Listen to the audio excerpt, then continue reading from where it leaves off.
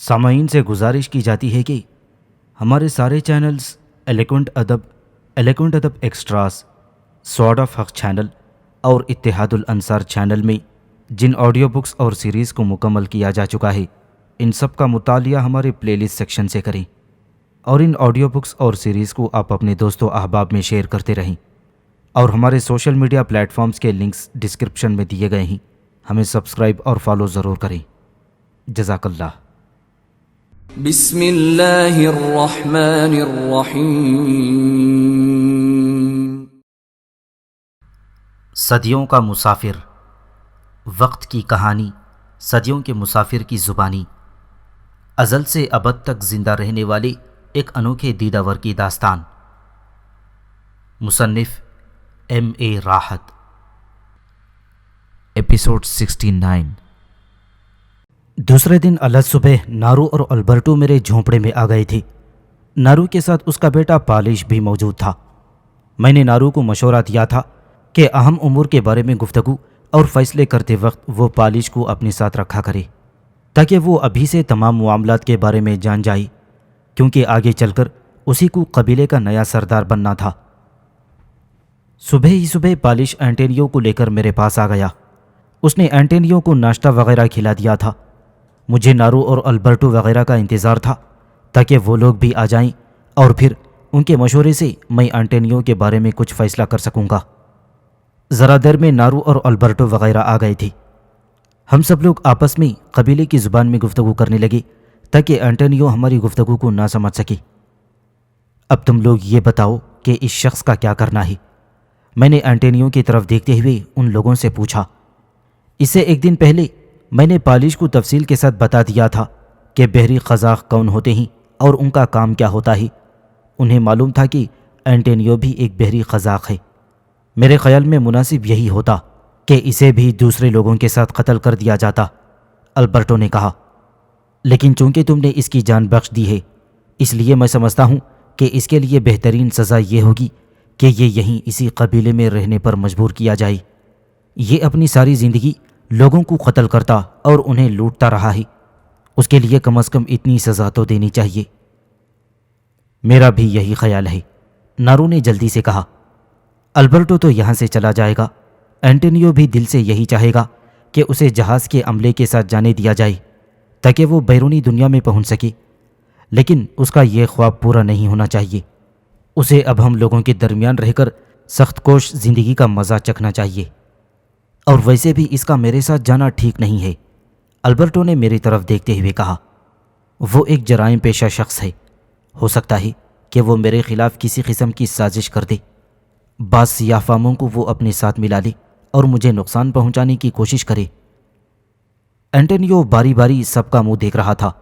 اس کی سمجھ میں ہماری گفتگو کا ایک لفظ بھی نہیں آ رہا تھا پروفیسر، لیکن اتنی بات ضرور تھی کہ وہ جانتا تھا کہ یہ گفتگو اس کے بارے میں ہو رہی ہے، اور وہ خاصا بور نظر آ رہا تھا۔ مجھے تم دونوں کی رائے سے اتفاق ہے، میں نے کہا۔ اینٹینیو کو قتل کرنے سے بہتر ہے کہ اسے زندہ رکھا جائے اور ان لوگوں کے درمیان رکھا جائے جنہیں وہ ہلاک کرنا اور غلام بنانا چاہتا تھا، تاکہ جب وہ زندہ رہے اسے اس بات کا احساس رہے کہ اس نے کتنے غلط طریقے سے زندگی گزاری ہے۔ تم ہم لوگوں کا فیصلہ اسے سنا دو ٹیابو، نارو نے مجھ سے کہا۔ اتنی جلدی مت کرو نارو، میں نے اسے سمجھانے کے انداز میں کہا۔ پروفیسر، اسے وقت سے پہلے ہوشیار مت کرو۔ چند دن بعد جب البرٹو ماں جہاز کے عملے کے یہاں سے روانہ ہو جائے گا تو اس وقت ہم اسے اس فیصلے سے مطلع کر دیں گے، ابھی نہیں۔ ہو سکتا ہے کہ اگر یہ بات اسے ابھی معلوم ہو جائے تو یہ کوئی منصوبہ بنانے کی کوشش کرے۔ جہاز کی روانگی کے بعد یہ بالکل بے بس ہوگا اور پھر اسے یہیں رہ کر محنت کر کے روٹی کھانی ہوگی۔ اس کے پاس اس کے علاوہ اور کوئی چارہ کار نہ رہے گا۔ تم کتنے دانش مند ہو ٹیابو، اور میں تمہارے مقابلے میں کتنی احمق اور نادان ہوں، نارو نے مجھے تعریفی نظروں سے دیکھ کر ہنستے ہوئے کہا۔ اچھا، اب ہم سب لوگوں کو جہاز پر چلنا چاہیے، جہاز کے سیاہ فام مسافر ہمارے منتظر ہوں گے، میں نے کہا، اور ہم سب لوگ اینٹینیو سمیت جہاز کی جانب روانہ ہو گئے۔ جب ہم ساحل پر پہنچے تو جہاز ہمیں دور سے ہی کھڑا نظر آ رہا تھا۔ قریب پہنچنے پر ہم نے دیکھا کہ سیاہ فام سابق غلاموں کی بہت بڑی تعداد عرشے پر جمع تھی اور وہ سب کے سب یقیناً میرا ہی انتظار کر رہے ہوں گے۔ انہوں نے دور ہی سے ہم لوگوں کو ساحل پر دیکھ کر عرشے پر سے ہاتھ ہلانا شروع کر دیا۔ اب ہم لوگوں نے ایک ساتھ ہی سمندر میں چھلانگ لگا دی اور تیرتے ہوئے جہاز کے پاس پہنچ گئے۔ سیاہ فاموں نے ہمیں ہاتھوں ہاتھ لے لیا۔ اس وقت ہمارے ساتھ 2 سیاہ فام موجود تھے، یعنی نارو اور اس کا بیٹا پالش۔ ویسے تو البرٹو بھی اس تپتے ہوئے خطے میں 10 سال تک رہتے رہتے سانولا سا ہو گیا تھا، لیکن پھر بھی اسے سیاہ فام نہیں کہا جا سکتا تھا۔ جہاز پر موجود سیاہ فاموں نے ہمیں ہاتھوں ہاتھ لے لیا۔ نارو اور پالش چند منٹ کے اندر اندر ان لوگوں کے درمیان گھل مل گئے اور ان سے بے تکلفی کے ساتھ باتیں کرنے لگے تھے۔ زیادہ تر باتیں وہ لوگ میرے بارے میں اور میری بہادری کے بارے میں کر رہے تھے، کیونکہ انہیں یہ بات معلوم ہو گئی تھی کہ کل رات کو سارے قزاقوں کو ہلاک کرنے والا میں ہی ہوں۔ دلچسپ بات یہ تھی کہ سیاہ فاموں نے تمام قزاقوں کی لاشوں کو اٹھا کر سمندر میں پھینک دیا تھا اور جہاز کی اچھی طرح صفائی کر دی تھی۔ تھوڑی دیر کے بعد میں نے سارے سیاہ فاموں کو عرشے پر جمع کر لیا اور ان سے کہا کہ وہ غور سے میری بات سنیں۔ سارے لوگ ہمتن گوش ہو گئے۔ میں نے ان کے سامنے ایک طویل تقریر کی جس میں میں نے انہیں یہ بتایا کہ اب وہ بالکل آزاد ہیں اور جس طرح چاہیں اپنی زندگی گزار سکتے ہیں، لیکن چونکہ ان کے لیے اب اپنے اپنے گھروں کو واپس جانا ممکن نہیں ہے، لہٰذا بہتر یہی ہوگا کہ وہ لوگ نئے سرے سے زندگی گزارنے کے بارے میں سوچیں۔ میں نے انہیں بتایا کہ یہ جہاز چند روز میں ایک نئی دنیا کے سفر کے لیے روانہ ہو جائے گا، اور ان لوگوں سے البرٹو کا تعارف کراتے ہوئے کہا کہ البرٹو میرا دوست ہے اور ایک قابل اعتماد انسان ہے۔ وہ ان لوگوں کو ایک نئی دنیا میں لے جائے گا اور جو وہاں جانے کے خواہش مند ہوں گے اور وہاں جا کر وہ نئے سرے سے زندگی شروع کر سکیں گے۔ میں نے انہیں دولت اور سونے کے بارے میں تفصیل سے سمجھایا اور یہ بتایا کہ بیرونی دنیا میں سونے کی کیا اہمیت ہے، اور پھر یہ کہ جو لوگ البرٹو کے ساتھ جائیں گے انہیں بہت سا سونا دیا جائے گا جس سے وہ بیرونی دنیا میں ساری ضروریات زندگی خرید سکیں گے۔ میں نے انہیں بتایا کہ البرٹو کے ساتھ کچھ آدمیوں کے جانے کی ضرورت ہے تاکہ وہ جہاز چلا سکیں، اور جو لوگ جہاز پر نہیں جائیں گے وہ یہاں ہماری بستی میں ہی قیام کر سکیں گے۔ میں نے کہا انہیں ہم اپنے قبیلے میں شامل کر لیں گے جس کی سردار عظیم نارو ہے۔ میں نے نارو کو سب لوگوں سے متعارف کرواتے ہوئے کہا، نارو تم لوگوں کو اپنے قبیلے میں شامل کر کے بہت خوش ہوگی، اور نارو کا بیٹا پالش بھی جو اس قبیلے کا آئندہ سردار ہونے والا ہے، یہ تم لوگوں کو گلے سے لگائے گا۔ تم لوگ اس قبیلے میں اسی طرح رہنا جس طرح پہلے اپنی اپنی قبیلوں میں رہا کرتے تھے۔ میری باتیں سن کر سیاہ فام سابق غلاموں میں آپس میں کھسر پھسر شروع ہو گئی اور وہ ایک دوسرے کے ساتھ صلاح مشورہ کرنے میں مصروف ہو گئے۔ میں نے سیاہ فام لوگوں کے سامنے جو باتیں کہی تھیں، اینٹونیو اس کا ایک لفظ بھی نہیں سمجھ سکا تھا، کیونکہ میں نے وہ ساری باتیں قبائلی زبان میں کہی تھیں جس سے اینٹونیو بالکل ناواقف تھا۔ میرے خاموش ہو جانے پر اس نے میرے قریب آ کر مجھ سے پوچھا کہ میں نے ان لوگوں سے کیا کہا ہے۔ میں نے جواب میں صرف اتنا کہا کہ میں نے ان لوگوں کو نئی زندگی کی نوید دی ہے۔ اس کے بعد میں نے تمام سیاہ فاموں کو اس بات کی ہدایت دی کہ وہ سمندر میں نہا لیں اور اپنے جسموں پر سے مہینوں کے جمے ہوئے میل کی تہیں اتار دیں۔ میری ہدایت ملتے ہی وہ بے تابانہ انداز میں عرشے سے چھلانگ لگا کر سمندر میں کود گئے۔ وہ سب کے سب چونکہ ساحلی علاقوں سے پکڑے ہوئے لوگ تھے، اس لیے ان میں سے ہر شخص کو تیرنا بخوبی آتا تھا۔ ذرا دیر میں جہاز میں سوائے ہم 5 افراد کے اور کوئی موجود نہیں تھا۔ جہاز کے سارے سابق غلام سمندر میں کود گئے تھے اور پانی میں اٹکیلیاں کر رہے تھے۔ ان لوگوں کی مسرت دیکھ کر میرا دل باغ باغ ہوا جا رہا تھا۔ مجھے اس بات کی دلی خوشی تھی پروفیسر کہ میں نے انہیں ایک عذابناک زندگی سے نجات دلائی ہے۔ مجھے اب کیا کرنا ہوگا؟ اینٹونیو نے ڈرتے ڈرتے مجھ سے یہ سوال کیا۔ میرے مستقبل کے بارے میں تمہارا کیا حکم ہے؟ ابھی ہم اس مسئلے کے بارے میں سوچ رہے ہیں، میں نے اسے گول مول سا جواب دیا۔ جیسے ہی ہم کسی نتیجے پر پہنچیں گے تمہیں مطلع کر دیں گے۔ بہرحال میں تمہیں اتنا ضرور بتا سکتا ہوں کہ ہم لوگوں نے تمہیں زندہ رکھنے کا فیصلہ کیا ہے، تمہاری جان نہیں لی جائے گی۔ اوہ، میرے لیے یہی بہت بڑا انعام ہے، اینٹونیو نے میرے سامنے جھکتے ہوئے کہا۔ میں اس کے لیے تم لوگوں کا جتنا بھی شکر ادا کروں کم ہے۔ وہ لوگ کافی دیر تک سمندر کے پانی سے کھیلتے رہے، اور جب ان کے جسموں پر جمع ہوا میل کا ذرہ ذرہ اتر گیا تو انہوں نے دوبارہ جہاز کا رخ کیا اور اوپر آ گئے۔ جب سارے لوگ اوپر آ گئے تو میں نے دوبارہ ان سب کو عرشے پر جمع کیا اور ان سے کہا کہ جو لوگ البرٹو کے ساتھ جہاز پر جانے کے خواہش مند ہوں وہ دائیں ہاتھ کی طرف کھڑے ہو جائیں، اور جو لوگ قبیلے میں رہ کر زندگی گزارنا چاہتے ہوں وہ دائیں طرف کھڑے ہو جائیں۔ اس کام میں کافی دیر لگی کیونکہ بہت سے لوگ یہ فیصلہ نہیں کر پا رہے تھے کہ وہ کیا کریں گے، سمندری سفر پر روانہ ہوں یا قبیلے میں قیام کریں۔ چنانچہ بہت سے لوگوں کا رویہ یہ تھا کہ کبھی وہ دائیں طرف چلے جاتے تھے اور پھر جلدی سے بائیں طرف آ جاتے تھے، اسی طرح بائیں طرف کے لوگ کبھی دائیں طرف چلے جاتے اور پھر ان میں سے کچھ بائیں طرف آ جاتے۔ غرضے کہ کافی دیر تک یہ سلسلہ جاری رہا۔ ہم لوگوں نے اس سلسلے میں کوئی مداخلت نہیں کی اور انہیں اپنے بارے میں خود فیصلہ کرنے کا پورا حق دیا گیا۔ بالآخر خدا خدا کر کے دونوں گروہ اپنی اپنی جگہ پر قائم ہو گئے۔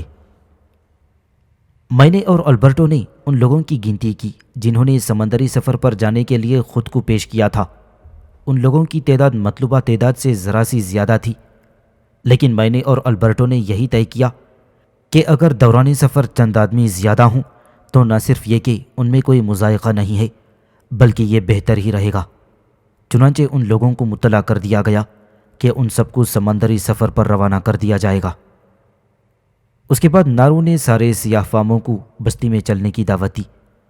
ایک مدت بعد ان لوگوں کو کھلی فضا میں آزادانہ سانس لینے کا موقع مل رہا تھا اور ان کی مسرت کی کوئی انتہا نہ تھی۔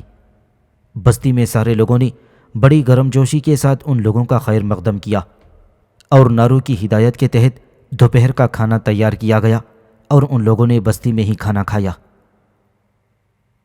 چند روز تیاریوں میں گزر گئے۔ پروفیسر اینٹونیو بڑا پریشان تھا۔ پوری بستی میں صرف 2 آدمی ایسے تھے جن سے وہ گفتگو کر سکتا تھا، ایک میں اور دوسرا البرٹو۔ ہم دونوں کے علاوہ کوئی اور اس کی زبان سمجھنے والا نہیں تھا۔ اس نے مجھ سے اور البرٹو سے کئی بار پوچھا کہ اس کے بارے میں ہم لوگوں نے کیا فیصلہ کیا ہے اور پھر یہ کہ ان سیاہ فام سابق غلاموں کا کیا ہوگا، لیکن ہم لوگوں نے اسے یہی جواب دیا کہ یہ ساری باتیں ابھی زیر غور ہیں اور ہمیں ان معاملات کو طے کرنے کی کوئی جلدی ہی نہیں ہے۔ اسی اثنا میں جہاز میں فی گز کے حساب سے سونے کی ایک معقول مقدار پہنچا دی گئی اور جہاز میں کھانے پینے کی اشیاء پہلے سے کافی موجود تھی۔ تاہم احتیاط کے طور پر غلے اور خشک سبزیوں کا مزید ذخیرہ جہاز پر لاد دیا گیا۔ سارے جہاز کی صفائی کرائی گئی اور اس کے سارے نظاموں کی اچھی طرح جانچ پڑتال کی گئی۔ سمندری سفر پر روانہ ہونے والے سیاہ فام بہت خوش تھے اور البرٹو کی مسرت کا تو کوئی ٹھکانہ نہیں تھا۔ بالآخر وہ دن آ گیا جہاں جہاز کو اپنے طویل سفر پر روانہ ہونا تھا۔ جہاز پر ہونے والی تیاریوں کے پیش نظر اب اینٹونیو سے یہ بات نہیں چھپائی جا سکتی تھی کہ جہاز روانہ ہونے والا ہے۔ میں نے اسے بتا دیا تھا کہ البرٹو سیاہ فاموں کو ساتھ لے کر اسپین کی طرف روانہ ہو رہا ہے۔ مجھے بھی ان لوگوں کے ساتھ جانے دو، اینٹونیو نے خوشامدانہ لہجے میں کہا۔ میں یہاں ان جنگلی سیاہ فاموں کے ساتھ رہ کر کیا کروں گا؟ مجھے اجازت دو کہ میں ان لوگوں کے ساتھ نکل جاؤں۔ باہر کی دنیا میں جا کر میں کوئی نہ کوئی روزگار تلاش کر لوں گا۔ نہیں اینٹونیو، میں نے سختی کے ساتھ جواب دیا، تمہیں البرٹو اور اس کے ساتھیوں کے ساتھ نہیں بھیجا جا سکتا۔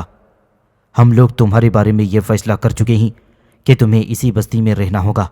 انہی جنگلی سیاہ فاموں کے ساتھ اپنی بقیہ زندگی گزارو، شاید اسی طرح تم اپنے سابقہ گناہوں کا کفارہ ادا کر سکو۔ اینٹونیو نے میری بہت خوشامد کی، لیکن میں نے اس کی بات ماننے سے صاف انکار کر دیا۔ مجھ سے مایوس ہو جانے کے بعد اس نے البرٹو کو اپنا ہم خیال بنانے کی کوشش کی، لیکن البرٹو نے بھی اسے صاف طور پر منع کر دیا۔ اب اس کے پاس اس کے علاوہ اور کوئی چارہ نہیں تھا کہ ہم لوگوں کے فیصلے کو تقدیر سمجھ کر قبول کر لے، لیکن اینٹونیو فطرتاً ایک کینہ پرور اور مکار شخص تھا۔ وہ اتنی آسانی سے ہار ماننے والا نہیں تھا۔ اس کا سینہ انتقام کی آگ میں جل رہا تھا۔ اسے اچھی طرح اندازہ تھا کہ اس فیصلے کے پیچھے اصل قوت میری ہے۔ نارو پالیش یا البرٹو وغیرہ میرے سامنے کوئی حیثیت نہیں رکھتے۔ اسے یہ بھی معلوم تھا کہ میں کتنا طاقتور ہوں، کہ قزاقوں کی پوری فوج مجھے کچھ نہیں کر سکی تھی، اور زہر ملی شراب کی پوری بوتل پی کر بھی میرا کچھ نہیں بگڑا تھا، ان ساری باتوں سے وہ پوری طرح واقف تھا، اور اس لیے اس نے مجھے مکاری سے ہلاک کرنے کا ایک عجیب و غریب طریقہ سوچا۔ یہ جہاز کی روانگی سے صرف ایک دن پہلے کی بات ہے۔ میں الگ صبح بڑا مصروف تھا۔ البرٹو اور نارو وغیرہ بھی سب کام میں لگے ہوئے تھے، اس لیے ہم میں سے کسی نے اس بات پر غور نہیں کیا کہ اینٹونیو کب سے غائب ہے اور کہاں اور کیا کر رہا ہے۔ کسی نے اس کے بارے میں سوچنے کی زحمت نہیں کی۔ ظاہر ہے کہ یہ بات تو سبھی کو معلوم تھی کہ اینٹونیو کہیں نہیں جا سکتا۔ یہاں سے بھاگنے میں اس کا صرف نقصان ہی نقصان ہے، فائدہ کوئی نہیں تھا۔ وہ گھنے اور تاریک جنگلوں میں جنگلی درندوں اور دیگر خطرات کے درمیان تنہا زندگی نہیں گزار سکتا تھا، اس لیے ہم سب کو اطمینان تھا کہ وہ یہاں سے بھاگ کر کہیں نہیں جا سکتا۔ سورج ڈھلنے سے کچھ دیر پہلے اینٹونیو میرے پاس آیا اور پھر کہنے لگا کہ وہ مجھے ایک چیز دکھانا چاہتا ہے اور مجھ سے کچھ باتیں بھی کرنا چاہتا ہے، اس لیے میں ذرا دیر کے لیے اس کے ساتھ باہر چلوں۔ میں نے اسے پوچھا تھا کہ وہ مجھے کیا چیز دکھانا چاہتا ہے، لیکن اس نے یہی کہا کہ وہ باہر چل کر مجھے بتائے گا۔ میں نے اس کا دل توڑنا مناسب نہ سمجھا اور اس کے ساتھ چل پڑا۔ ہم دونوں بستی کی حدود سے باہر نکل آئے۔ اب جنگل شروع ہو چکا تھا۔ راستے میں اینٹونیو نے مجھے بتایا کہ اس نے ایک ایسا جانور دیکھا ہے جس کی شکل آدمی سے ملتی جلتی ہے اور جو ہنستا بھی ہے۔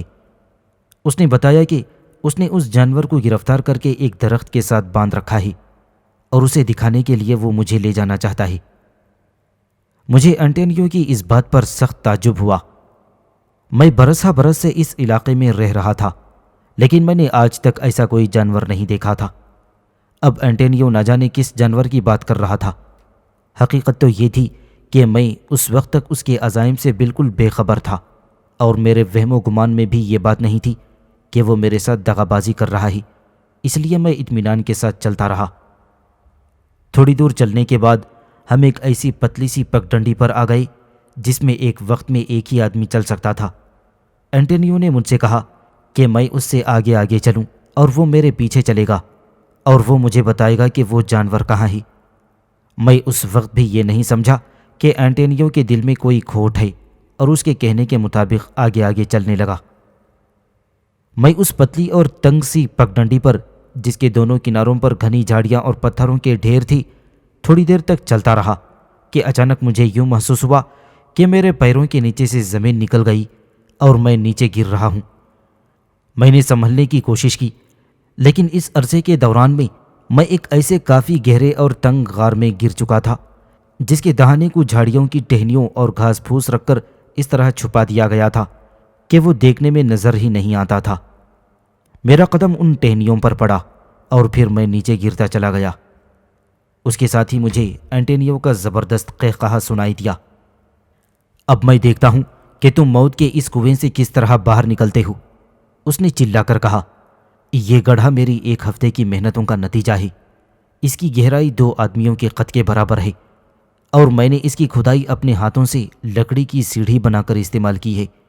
سیڑھی کے بغیر تم اس سے نکل نہیں سکو گی اور اوپر نہیں آ سکتے۔ اب میں تمہیں اس میں دفن کر دوں گا۔ تم نے نہ صرف میرے تمام ساتھیوں کو ہلاک کیا تھا، بلکہ تم میرے لیے وبال جان بن گئے ہو۔ میرا جو بھی حشر ہو، لیکن میں تمہیں اس بار زندہ نہیں جانے دوں گا۔ اور اس کے ساتھ ہی اس نے کنارے پر سے بڑے بڑے پتھر اٹھا کر گڑھے کے اندر پھینکنے شروع کر دیے تھے۔ بڑے بڑے پتھر میرے جسم سے ٹکرا ٹکرا کر نیچے گر رہے تھے، اور اینٹونیو خوشی سے قہقہے لگا رہا تھا۔ وہ مجھے برا بھلا کہہ رہا تھا اور اپنی کامیابی پر خوشی سے پھولا نہیں سما رہا تھا۔ پتھر میری کمر تک آ گئے تھے تو گویا میں کمر تک دفن ہو گیا تھا پروفیسر۔ اینٹونیو کے دونوں ہاتھ بڑی تیزی سے چل رہے تھے اور وہ جلدی جلدی پتھر پھینک رہا تھا۔ تمہارے ساتھیوں کو اب قیامت کے دن تک تمہارے اس مدفن کا پتہ نہیں چلے گا، اس نے دانت پیس کر کہا۔ میں نے 1 ہفتے سے تم لوگوں کی نظروں سے چھپ چھپ کر محنت کی ہے اور تمہارے لیے موت کا یہ خفیہ کنواں تیار کیا ہے۔ اگر تم نے مجھے البرٹو کے ساتھ جانے کی اجازت دے دی ہوتی تو میں بھی جانے سے پہلے تمہیں یہاں ضرور دفن کر جاتا، تاکہ تم سے اپنے ساتھیوں کی ہلاکت کا انتقام لے سکوں۔ اب میں تمہیں زندہ نہیں چھوڑوں گا۔ پتھر اب میرے سینے تک آ گئے تھے۔ میں نے بھی طے کر لیا تھا پروفیسر کہ اینٹونیو کو اس کے دل کی حسرت پوری کر لینے دوں۔ سو اس کے بعد باہر نکل کر اسے ہمیشہ کے لیے ختم کر دوں گا، کیونکہ یہ شخص اعتماد اور رحم کے قابل نہیں ہے۔ اب تمہاری شیطانی قوتیں کہاں چلی گئیں ٹیابو؟ اینٹونیو نے ایک بڑے پتھر سے میرے سر کا نشانہ لیتے ہوئے کہا۔ ہمت ہے تو اس گڑھے سے نکل کر دکھاؤ۔ اور اس نے زور سے پتھر کو میرے سر کے اوپر پھینک دیا۔ ایک زوردار آواز پیدا ہوئی اور پتھر میرے سر سے ٹکرا کر نیچے گر گیا۔ اب میں گردن تک تقریباً پتھروں میں دفن ہو چکا تھا اور اینٹونیو کے ہاتھ مجنونانہ انداز میں کام کر رہے تھے۔ یوں لگتا تھا گویا اس پر پاگل پن کا دورہ پڑ گیا ہو۔ اور پھر دیکھتے ہی دیکھتے میں پورے کا پورا پتھروں کے اندر دفن ہو گیا۔ اب پتھروں کا ڈھیر میرے سر سے اوپر نکل گیا تھا اور اینٹونیو برابر مزید پتھر پھینکے جا رہا تھا۔ ایسا معلوم ہوتا تھا کہ اس نے گڑھا کھودنے کے علاوہ پتھروں کا ایک زبردست ذخیرہ بھی پہلے سے جمع کر رکھا تھا تاکہ عین وقت پر اسے پتھروں کی تلاش میں دشواری کا سامنا نہ کرنا پڑے۔ اب میں اس کی آواز بھی نہیں سن سکتا تھا، لیکن پتھروں کے گرنے کی کھٹ کھٹ کی آواز برابر آ رہی تھی۔ اس کا مطلب یہ تھا کہ گڑھا ابھی پورے طور سے بھرا نہیں تھا۔ آخر کچھ دیر کے بعد پتھر گرنے کی آواز بند ہو گئی۔ اس کا یہ مطلب تھا کہ گڑھا پورا بھر چکا ہے اور اینٹونیو نے اپنے خیال کے مطابق مجھے زمین میں دفن کر دیا ہے۔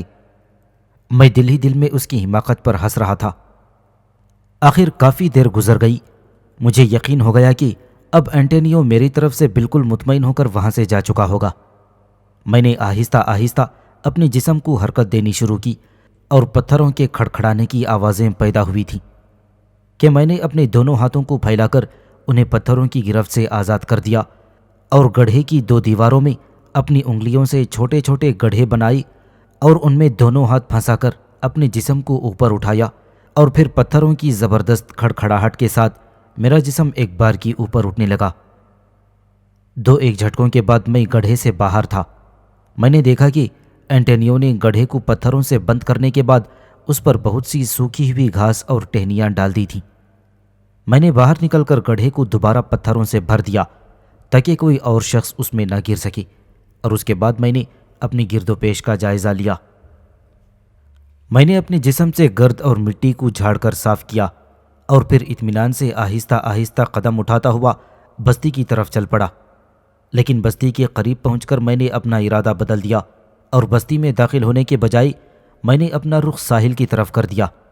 مجھے یقین تھا کہ اینٹونیو مجھے دفن کر کے سیدھا بستی میں ہی گیا ہوگا تاکہ وہاں موجود رہ کر وہ اس بات کا اندازہ لگا سکے کہ میری عدم موجودگی کو دوسرے لوگ کس طرح محسوس کرتے ہیں۔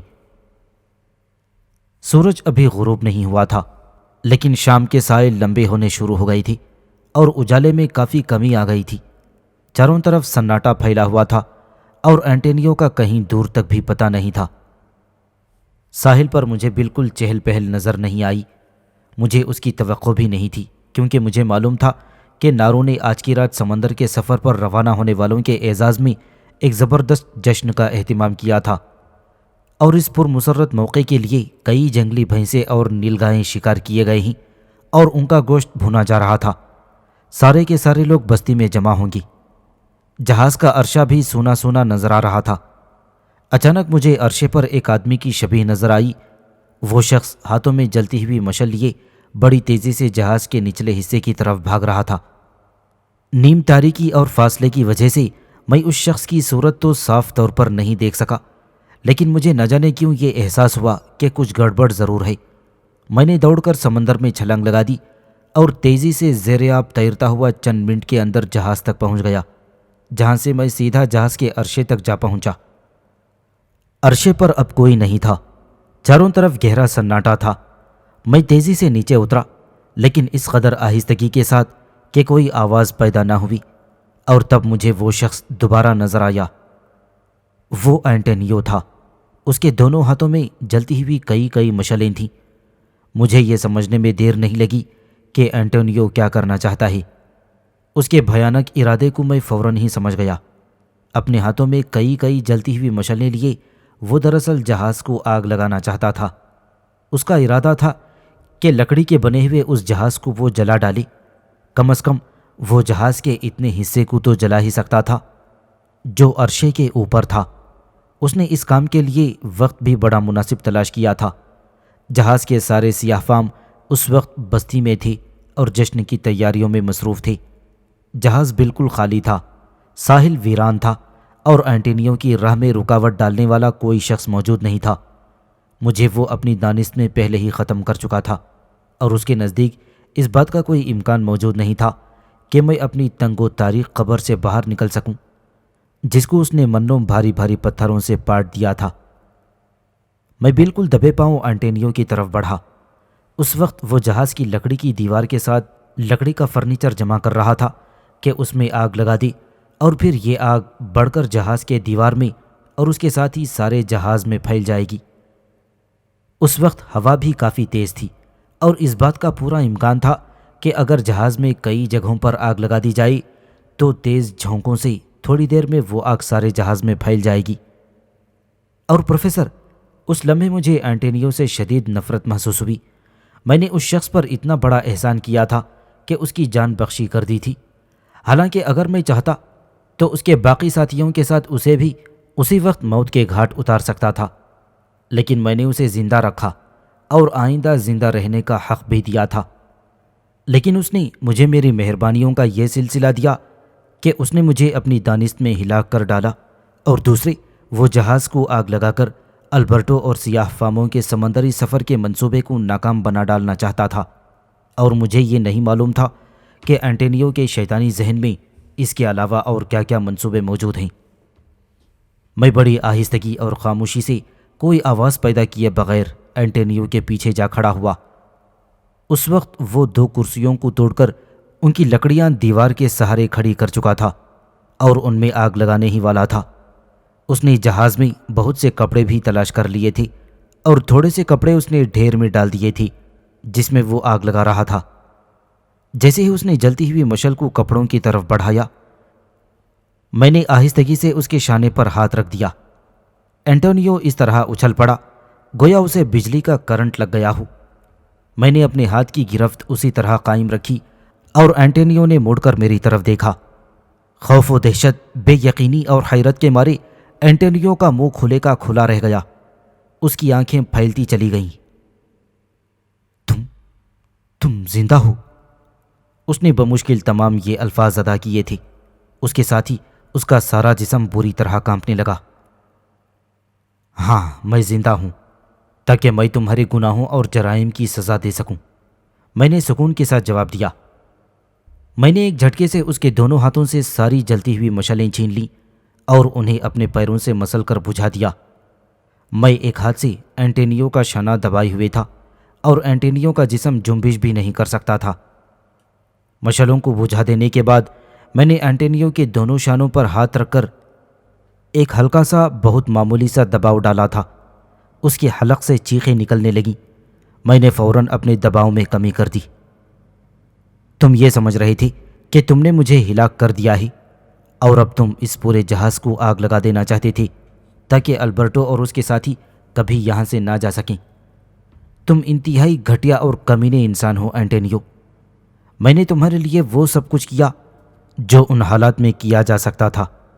میں اگر چاہتا تو تمہیں چونٹی کی طرح مسل کر پھینک دیتا، یا تمہیں ان سیاہ فاموں کے حوالے کر سکتا تھا جنہیں تم نے غلام بنا کر ان پر بے پناہ مظالم توڑے تھے۔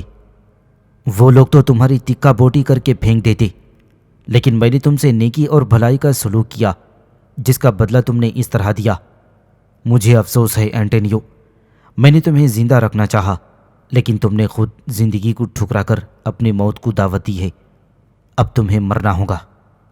مجھے معاف کر دو ٹیابو، اینٹونیو نے کانپتے ہوئے کہا۔ موت کو اتنے قریب دیکھ کر اس کے حواس گم ہو گئے تھے، لیکن میں نے فیصلہ کر لیا تھا کہ اب میں اینٹونیو کو کوئی موقع نہیں دوں گا۔ جو کچھ ہو چکا تھا وہ بہت کافی تھا۔ میں اب مزید تجربات کے لیے تیار نہیں تھا۔ میں تمہیں آزما چکا ہوں اینٹونیو، اور دوبارہ آزمانا نہیں چاہتا۔ اگر تم صرف میرے دشمن ہوتے تو یقین کرو میں تمہیں کبھی ہلاک نہیں کرتا، بلکہ تمہیں زندہ رہنے کی اجازت دیتا۔ لیکن تم میرے ہی نہیں بلکہ اس علاقے میں موجود تمام لوگوں کے بدترین دشمن ہو، اور نہ جانے کب کسی کو کیا نقصان پہنچا دو، اس لیے تمہارا مرنا ہی بہتر ہے۔ اس کے بعد میں نے اینٹونیو کو بولنے کا موقع نہیں دیا تھا۔ میں نے ایک ہاتھ سے اس کی گردن دبائی، اس کے حلق سے غرغر کی آوازیں نکلیں، اس کی آنکھیں ابل پڑیں اور زبان باہر نکل آئی۔ اس کا بدن تھوڑی دیر تک پھڑکتا رہا اور پھر ساکت ہو گیا۔ میں اس کے مردہ جسم کو کاندھے پر ڈال کر عرشے تک لے گیا تھا، جہاں سے میں نے اسے سمندر میں اچھال دیا۔ مجھے اینٹونیو کے انجام کا خود بھی افسوس تھا، لیکن اس کے علاوہ میرے پاس کوئی چارہ کار بھی نہیں تھا۔ کسی نے مجھے اینٹونیو کو ہلاک کرتے ہوئے نہیں دیکھا تھا، اس لیے میں نے سوچا کہ میں اس کی ہلاکت کے بارے میں کسی کو نہیں بتاؤں گا۔ اگر میں لوگوں کو یہ بتاتا کہ میں نے اسے قتل کر دیا ہے تو اس کے ساتھ ہی مجھے یہ بھی بتانا پڑتا کہ اینٹونیو نے کیا کیا حرکتیں کی تھیں، اور یہ ایک لمبی داستان سنانی پڑتی۔ اس لیے میں نے یہ طے کیا کہ میں کسی سے اس واقعے کا تذکرہ نہیں کروں گا۔ لوگ یہی سمجھیں گے کہ اینٹونیو یا تو سمندر میں ڈوب گیا یا پھر کسی جنگلی جانور نے اسے ہلاک کر ڈالا۔ یہ فیصلہ کرنے کے بعد میں بستی کی طرف روانہ ہو گیا، جہاں جشن کی تیاریاں بڑے زور و شور سے جاری تھیں۔ کسی نے بھی اس بات پر توجہ نہیں دی کہ اینٹونیو موجود نہیں ہے۔ سب لوگ ہنگامہ اور عیش و نشاط میں مصروف ہو گئے، اور خود البرٹو بھی دل و جان سے اس جشن رقص سرور میں شامل تھا۔ البرٹو نے مجھ سے کہا تھا کہ وہ آج کے اس جشن سے جی بھر کر لطف اندوز ہونا چاہتا ہے، کیونکہ یہ اس کی زندگی میں اپنی نوعیت کا آخری جشن ہوگا، اور آج کے بعد شاید زندگی اسے ایسا موقع بھی فراہم نہ کرے گی۔ رات دیر تک ہنگامہ جشن جاری رہا، اور میں ان لوگوں کو خوش دیکھ کر محظوظ ہو رہا تھا۔